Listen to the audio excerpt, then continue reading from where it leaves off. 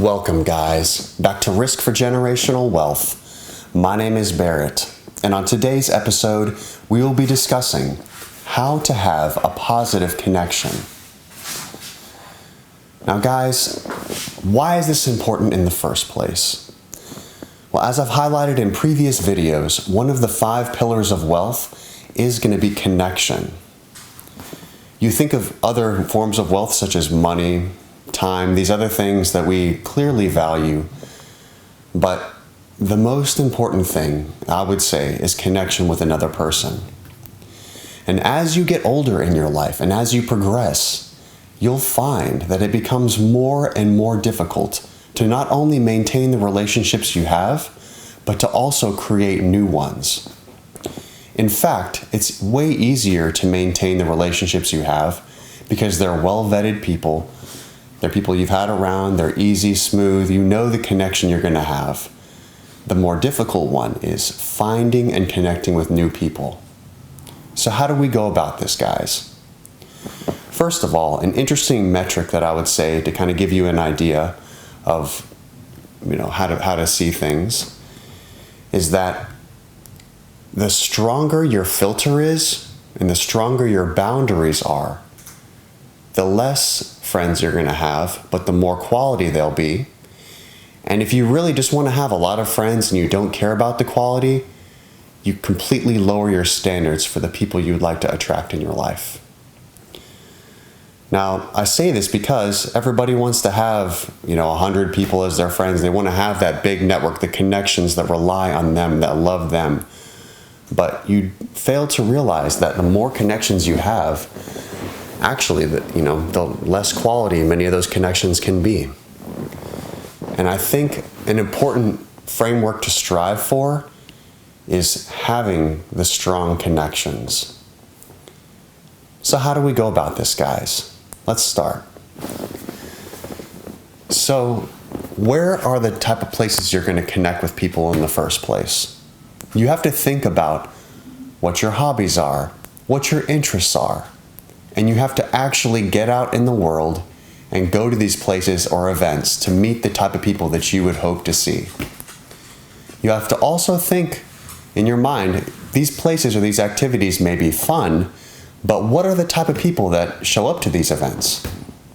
For example, I would go out to bars, I would go out to clubs, you have fun, you go dancing around, you might meet some absolutely great people. And I have. I've met tons of great, amazing people in these places.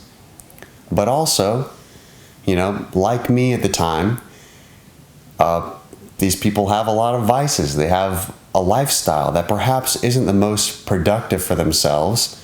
Granted, you have a lot of fun, but the point being is, for long-term connections, maybe this isn't the greatest place to meet people, as far as, I'm sure many relationships have come out of these type of events, but, you have to consider, is this the type of person that I'm trying to attract? And maybe it is, maybe it's not. But another place that's a different perspective too is, say you meet somebody in a library or at a coffee shop. You're going to get a completely different type of person and a completely different situation to meet people in. So, how do you go about creating these connections? So I've worked in hospitality and I've been face to face with customers and with different people in so many different cases.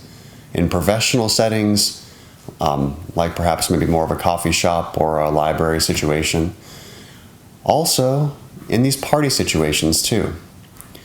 The things that I've found in common that really are important, guys, is number 1, you have to care about the other person. You have to care about their experience, and you have to show a genuine interest in them and what they value. You can't go into these situations just dumping all the things that you want to say and then expecting that you're going to have some kind of connection there.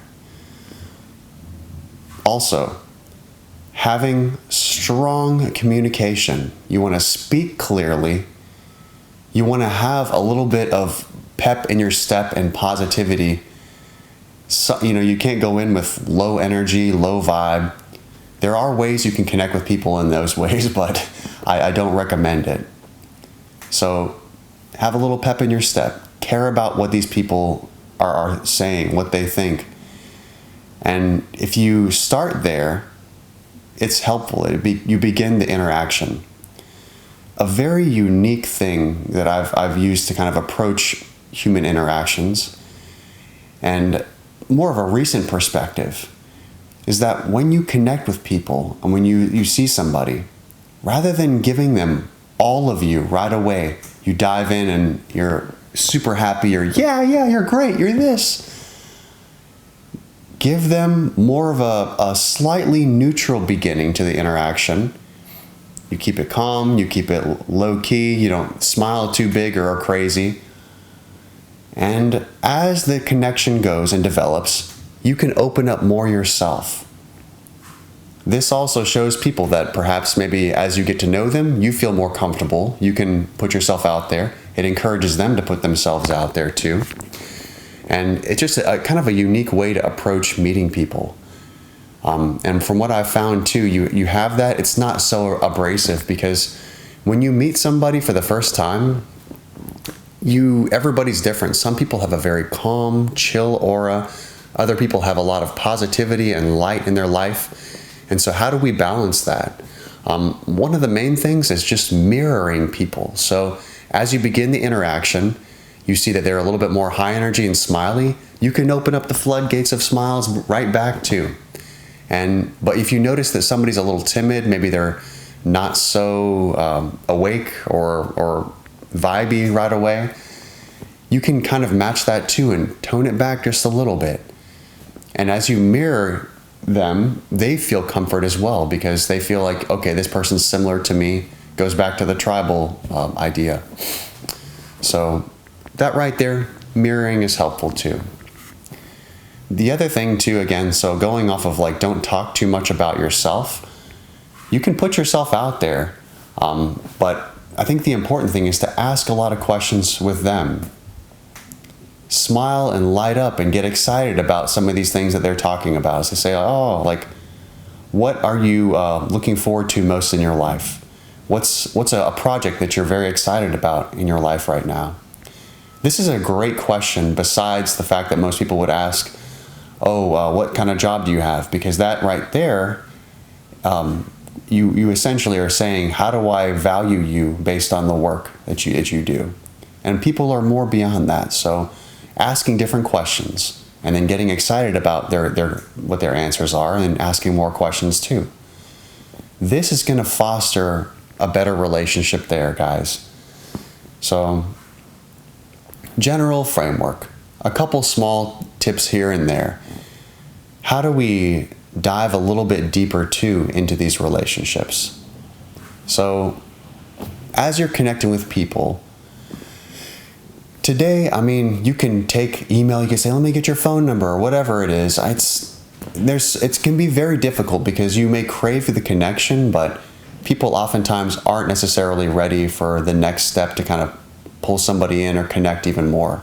So one important thing to realize too, guys, is many of these connections may not actually lead to deeper relationships.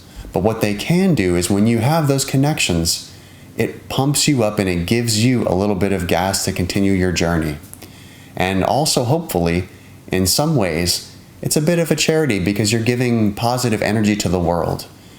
And we all have our days where it can be difficult to connect with people.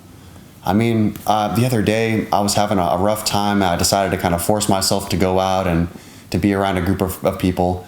And I was just off.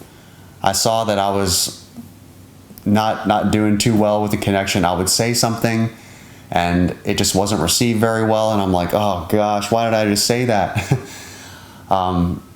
So you're going to have those times. It's okay. In that case, I just politely excused myself and I left, even though I just arrived. Probably was a little weird, but goes back to the idea of, if you're feeling negative or you don't feel so great, don't spread that. I don't want to take down anybody's fun time. But when you're feeling positive, get out there and spread that in the world. So, connection is something we all crave, guys. The depth of connection is really what makes a difference in our lives. And my hope for you guys is that as you progress through your lives, you become better and better with connection, and you find new ways to love and connect with the people around you. I'll have future videos where I go into more depth with this, but I hope just to give you a general framework. So my name is Barrett. This is Risk for Generational Wealth. Thank you for following my journey.